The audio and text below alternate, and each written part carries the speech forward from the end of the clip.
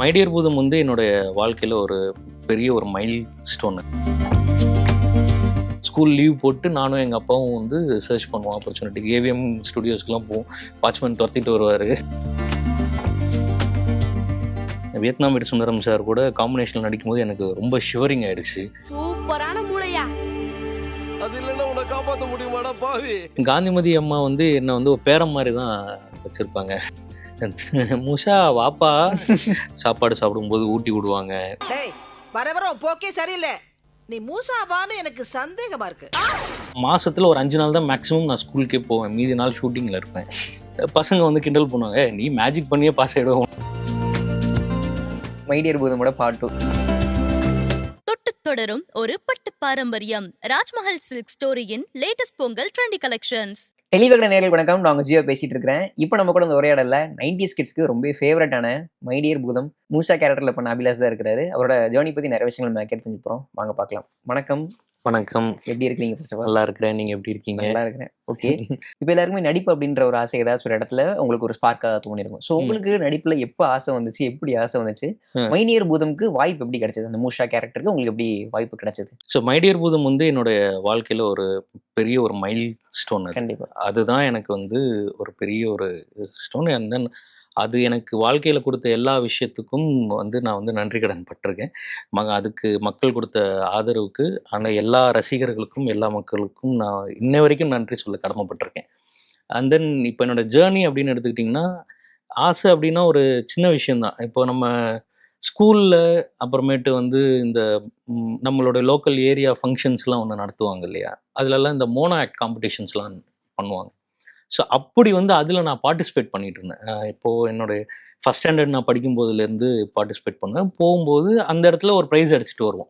அப்போது ஒரு சின்ன ஒரு விஷயம் என்னென்னா, அப்போவும் ஒரு ஒரு ஒரு மோனோ ஆக்ட் மாதிரி ஒரு விஷயங்கள், மனோகரா மாதிரி, கட்டபொம்மன் மாதிரி, இந்த மாதிரிலாம் வந்து கெட்டப் போட்டு போவோம். அப்போது ரொம்ப சின்ன 6-7 இயர்ஸில் நமக்கு எதுவும் தெரியாது. அப்பா என்ன சொல்லுவாரோ அதை தான் நம்ம வந்து பண்ணிட்டு வரோம்.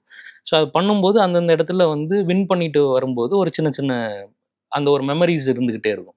ஸோ வின் பண்ணிட்டு வரும்போது என்ன, பக்கத்தில் இருக்கிறவங்க என்ன சொல்லுவாங்க, பரவாயில்லையே நீ நல்லா நடிக்கிறியே, நீ நல்லா நடிக்கிறியேன்னு சொல்லும்போது அது எனக்கு ஒரு இன்டென்ஷனாக க்ரியேட் ஆச்சு. ஓகே, நம்ம வந்து ஒரு ஒரு நடிகன் ஆகணும் அப்படின்ற ஒரு இன்டென்ஷன் ஆச்சு. அதுதான் நான் பேசிக்காக வந்து உருவானதுக்கு ரீசன். நடிகனாக ஆகணும்னு ஆசை வந்ததுக்கு ரீசன். அண்ட் தென் சரிகமா இங்கே மைடியர் பூதம் வந்ததுக்கு எப்படி வந்ததுன்னா, ஓகே நம்ம நடிகனாகலாம் அப்படின்னு சொல்லிட்டு ட்ரை பண்ணலாம், ஒரு சைல்டு ஆர்டிஸ்டாக ட்ரை பண்ணலான்னு சொல்லிட்டு I was staying in Trichy. திருச்சியில் தான் ஸ்டே பண்ணிட்டு இருந்தேன். அப்பாவுக்கு அங்கே தான் வேலை. ஹோம் டவுன் தான். ஹோம் டவுன் வந்து எனக்கு ஆந்திர பிரதேஷில் கூடூர்னு ஒரு ஊர். அங்கே தான் நான் பிறந்தேன். பட் படித்ததெல்லாம் திருச்சியிலேருந்து சென்னைக்கு வந்து ஆப்பர்ச்சுனிட்டி வந்து சர்ச் பண்ணோம். திருச்சியில் இங்கே வந்து every weekend Saturday, Sunday, Monday school leave போட்டு நானும் எங்கள் அப்பாவும் வந்து சர்ச் பண்ணுவோம் ஆப்பர்ச்சுனிட்டி. ஏவிஎம் ஸ்டுடியோஸ்க்குலாம் போவோம். வாட்ச்மேன் துரத்திட்டு வருவார். இங்கெல்லாம் வரக்கூடாது, நாட் அலௌடுமாரு. விஜயா வாயினி ஸ்டுடியோஸ்க்கு போவோம். அதுலலாம் அப்படியே ஆப்போசிட்டில் இப்படி எல்லாம் எங்கெங்கெல்லாம் ஷூட்டிங் லைட்டு வச்சுட்டு ஹெச்எம் அந்த ஒரு பெரிய லைட் இருக்கும் அப்போல்லாம், ஹெச்எம்ஐன்னு சொல்லுவாங்க அது. அந்த லைட்டு எங்கே தெரிஞ்சாலும் அங்கே போய் நின்றும். இப்படி தான் வந்து என் ஜேர்னி இருந்தது. அப்படி ஒரு ஜேர்னியை எல்லாத்தையும் கடந்து போட்டு ஒரு 2-2.5 வருஷம் நான் அப்போது ட்ரை பண்ணிட்டு இருந்தேன். பட் எனக்கு எந்த ஆப்பர்ச்சுனிட்டியும் கிடைக்கல. அப்போது என் அப்பாவுடைய ஆஃபீஸில் பாலச்சந்தர் சார்னு ஒருத்தர் ஒர்க் பண்ணிட்டு இருந்தார். அவருடைய கசின் வந்து இங்கே சரிகமா இந்தியா லிமிடெடில் ஒர்க் பண்ணிட்டு இருந்தாங்க, குமார் சார்னு, கேஆர்கே குமார் சார்னு. அவர் வந்து இந்த மாதிரி ஒரு மைடியர் பூதம்னு ஒரு சீரியல் ஸ்டார்ட் பண்ண போகிறாங்க, அதுக்கு கேஸ்ட்டுக்கு பசங்களை பார்த்துட்ருக்காங்க, நீங்கள் ஒரு பையனை சொல்லியிருந்தீங்களா, அந்த பையனை வந்து அனுப்ப முடியுமா அப்படின்னு சொன்னாங்க. அது மூலமாக அங்கேருந்து சென்னைக்கு மறுபடியும் அவர் சொன்னதுக்கப்புறம் சென்னைக்கு வந்து அப்புறம் ஆடிஷன் வச்சாங்க. அந்த ஆடிஷனில் வந்து B R Vijayalakshmi madam, Shanmugam sir, இவங்க எல்லாமே இருந்தாங்க. அந்த ஆடிஷனில் அதுக்கப்புறம் அவங்க கொடுத்த விஷயத்த பெர்ஃபார்ம் பண்ணதுக்கப்புறம் தான் அந்த சான்ஸ் எனக்கு கிடச்சிது. லக்கிலி அது எனக்கு கொடுத்தாங்க அவங்க. என் மேலே நம்பிக்கை வச்சு Shanmugam sir, P R Vijayalakshmi madam என் மேலே நம்பிக்கை வச்சு கொடுத்தாங்க. அது வந்து நல்லபடியாக ஒர்க் அவுட் ஆச்சு. ஓகே. மூஷா கேரக்டரோட எங்களுக்கு அடையாளம் அப்படின்னு சொல்லி பார்த்தோன்னா, மூஷாவோட கண்ணும் அவர் பேசுகிற விதமும் தான் எங்களுக்கு அடையாளம் அப்படின்னு சொல்லலாம். இப்போ சின்ன வயசுல ஸ்கூலுக்கு போகும்போதோ இல்லை வெளியில் நீங்கள் போகும்போதோ உங்கள் கண்ணை வச்சு நீங்கள் பேசுகிற விதத்தை வச்சு ஏய் மூஷா நம்ம டிவியில் பார்த்துருக்கோம் அப்படின்ற மாதிரி அடையாளப்படுத்தி டெஃபினட்டாக பண்ணியிருக்காங்க. ஸ்கூல்லேயே அது நடக்கும். அது அது ரொம்ப ஒரு ஹாப்பியான ஒரு மூமெண்ட்டாகவும் சொல்லலாம். நல்லாவும் இருக்கும். அதாவது ஒரு நாள்லாம் பார்த்தீங்கன்னா நிறைய நாட்கள் வந்து இப்போது அந்த ஷூட்டிங் நடக்கும்போது, ஷூட்டிங்கே நெறைய ஸ்டாப் பண்ண வேண்டிய ஒரு சிச்சுவேஷனே வந்திருக்கும். அவ்வளோ தூரம் க்ரவுட் வந்துருவாங்க. ஓ! மூஷா அப்படின்ற ஒருத்தர் தேடி. ஆமா. இப்போ ஒரு ஸ்கூல் பக்கத்தில ராமாபுரத்தில ஒரு ஸ்கூல் பக்கத்தில வந்து ஷூட் பண்ணிட்டுருந்தோம். அப்போ எனக்கு இன்னமும் ஞாபகம் இருக்கு. ஷூட்டிங் நாங்க பண்ணிட்டுருக்கோம். அரௌண்ட் ஒரு 11:00 கிட்ட வந்து பக்கத்தில ஒரு ஒரு ஒரு 2 பில்டிங் தள்ளி ஒரு ஸ்கூல் இருக்கு. அங்க ஒரு கவர்மெண்ட் ஸ்கூல் இருக்கு. அங்க இருக்கிற எல்லா ஸ்டூடண்ட்ஸும் மொத்தமா வந்துட்டாங்க. ஸோ வந்ததுக்கு அப்புறமேட்டு ஷூட்டிங்கே பண்ண முடியாத அளவுக்கு ஒரு ரெகக்னைசேஷன் வந்து கிடைச்சது. ஸோ அது எனக்கு ரொம்ப ஒரு சர்ப்ரைஸான விஷயம். அது எனக்கு வந்து இன்ன வரைக்கும் மறக்க முடியாது. அந்த இன்சிடென்ட்ஸ்லாம். எப்போ நான் எங்கே போனாலுமே எனக்கு ஒரு ரெகக்னைசேஷன் கிடைச்சிக்கிட்டு இருக்கும். வேறெவர் நான் ட்ராவல் பண்ணி போனாலும் சரி, எங்கே போனாலும் சரி, "நீங்க தானே மூசா" அப்படின்னு ஒரு விஷயம் இருந்துக்கிட்டே இருக்கும். ஸ்கூலில் வந்து இன்னும் ஸ்பெஷலாக இருக்கும். மற்றவங்களாம் நான் வந்து ஸ்கூல் படிக்கும்போது மாசத்துல ஒரு 5 நாள் தான் மேக்ஸிமம் நான் ஸ்கூலுக்கே போவேன். மீதி நாள் ஷூட்டிங்கில இருப்பேன். ஸோ 5 நாள் நான் ஸ்கூலுக்கு போம்போது எப்படி இருக்கும்னா, இப்போ நம்ம படிக்கணும் ஒரு விஷயம், நமக்கு அந்த நோட்ஸ்லாம் தெரியும். இவங்க எல்லாமே முன்னாடி நோட்ஸ்லாம் எடுத்துட்டு எங்கேயோ போயிருப்பாங்க. இவங்க ஒரு 5, 6 லெசன்லாம் முன்னாடி போனாங்கன்னா, நான் அப்பதான் ஃபர்ஸ்ட் லெசன்ல இருப்பேன். அவங்கலாம் முன்னாடி போயிடுவாங்க. அப்போ அந்த நோட்ஸ் எனக்கு வேணும் இல்லையா? அந்த நோட்ஸ் கேட்கும்போது பசங்க வந்து கிண்டல் பண்ணுவாங்க. "ஏய் நீ மேஜிக் பண்ணியே பாஸ் ஆயிடுவ. உனக்கு எதுக்கு பாருப்பாங்க." ஒரு டிஃப்ரெண்ட்டான ஒரு விஷயம்லாம் இருக்கும். So it was quite interesting and ஹேப்பியா இருக்கும். ஒரு எம்பாரசிங் மூமெண்ட்ஸும் இருந்தது. அத தாண்டி ஹேப்பியான மூமெண்ட்ஸும் நெறைய இருக்கு. 20 வருஷத்துக்கு மேல ஆயிருச்சுன்னு நினைக்கிறேன். கிட்டத்தட்ட ஆமா 24, 2020 ஆமா 24 ஆல்மோஸ்ட் 20 இயர்ஸ். ஓகே. திரும்பி பார்க்கும்போது அந்த ஜர்னி எப்படி இருக்கு? டெலிவிஷன் அப்படின்ற ஒரு ஜர்னி. ரொம்ப ஒரு சர்ப்ரைஸா இருக்கு எனக்கு. இது நம்ம தான் பண்ணோமா அப்படின்னு ஒரு ஒரு வியக்கிற மாரியான ஒரு விஷயமா தான் இன்னைக்கு நான் அத பார்க்குறேன். அண்ட் தென் அ அது எனக்கு கிரியேட் பண்ணி குடுத்துருக்கிற விஷயம் வந்து எனக்கு என் லைஃப்ல வந்து ஒரு பெரிய ஒரு மைல்ஸ்டோன்.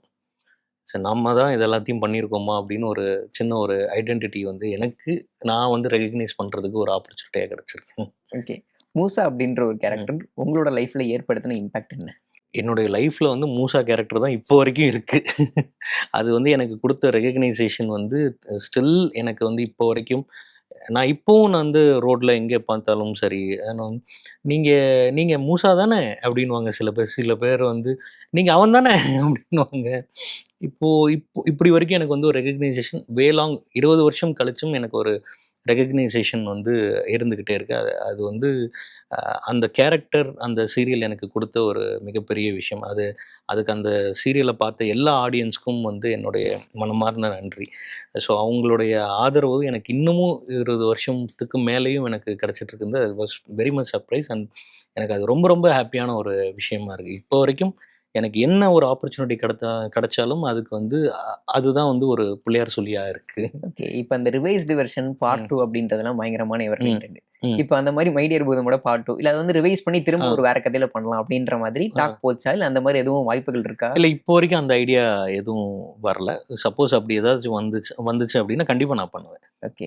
இப்ப மை டியர் பூதம்ல இந்த ஒரு ம். மொமெண்ட்ட நான் என் லைஃப் டைம் ஃபுல்லா நான் செரிஷ் பண்ணுவேன் அப்படின்னு என்ன மொமெண்ட் நீங்க சொல்லுவீங்க? அதுல வந்து நெறைய மூமெண்ட்ஸ் இருக்கு. இது 1, 2ன்னு சொல்ல முடியாது. ஏன்னா, நான் அப்போ நடிக்கும்போது வியட்நாம் விட்டு சுந்தரம் சார், அப்புறம் கானுமதி அம்மா, இந்த மாரி எல்லா லெஜெண்ட்ஸ் நெறைய லெஜெண்ட்ஸ் கூட வந்து நடிக்கக்கூடிய ஒரு வாய்ப்பு கிடைச்சது.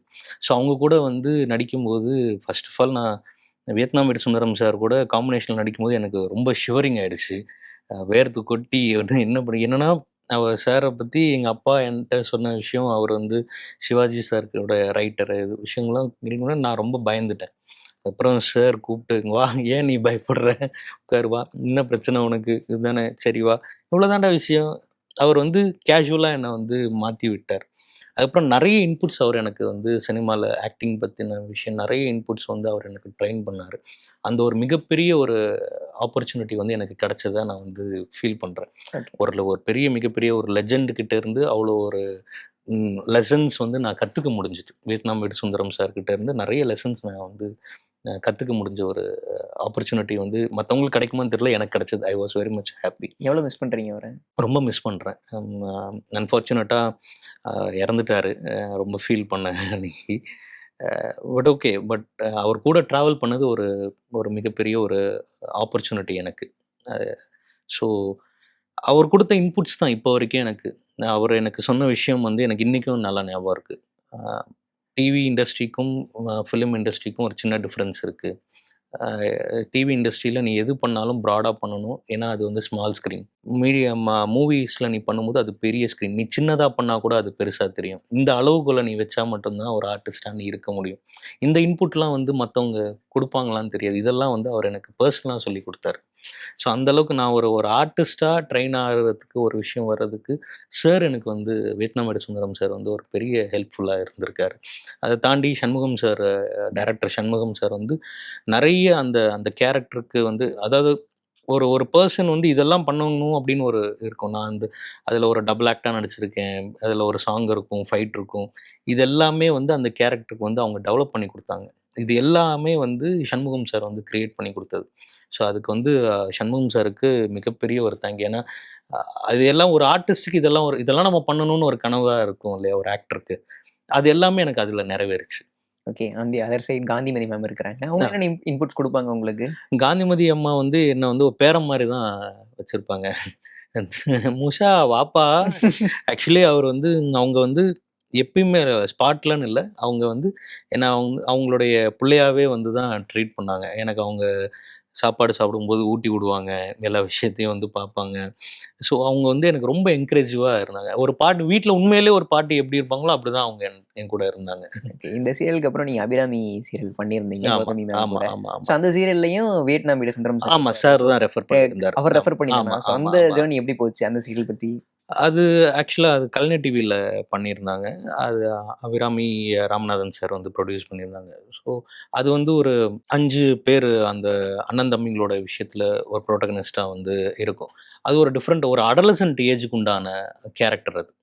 ஸோ அது ஒரு ட்ராவல் வந்து மை டியர் பூதத்திலேருந்து அது இந்த ட்ராவல் இந்த கதாபாத்திரம், இந்த ஒரு லைனே வந்து தனியா இருக்கும்.